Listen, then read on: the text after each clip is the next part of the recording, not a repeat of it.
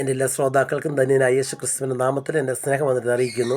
വിശുദ്ധ തിരുവചനം പറയുന്നു, ദൈവത്തിൻ്റെ വചനം തീ പോലെ വെളിപ്പെടും, 2 ചുറ്റികയായി വെളിപ്പെടും.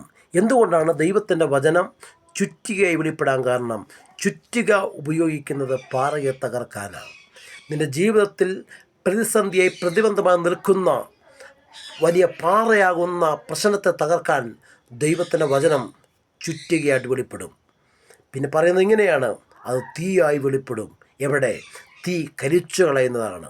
നിന്റെ മുമ്പിൽ പ്രതിബന്ധമായി പ്രതികൂലമായി നിൽക്കുന്നതിനെ അതിനെ കരിച്ചു കളയുവാൻ, അതിനെ ദഹിപ്പിച്ചു കളയുവാൻ ദൈവത്തിൻ്റെ വചനം തീയായി വെളിപ്പെടും.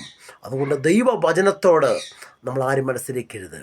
ദൈവവചനത്തോട് നമ്മൾ എതിർ പറയരുത്. ദൈവത്തിൻ്റെ വചനത്തിൽ ഈ നാളിൽ നമ്മൾ വിശ്വസ്തതയിൽ ഉറച്ചു നിൽക്കുമെങ്കിൽ ആ ദൈവത്തിൻ്റെ വചനം നമ്മളെ ആശ്വസിപ്പിക്കും. അതുകൊണ്ട് ആ വചനത്തിന് നമുക്ക് ഒരുങ്ങാം, അതിനുവേണ്ടി കാത്തിരിക്കാം. Okay, God bless you.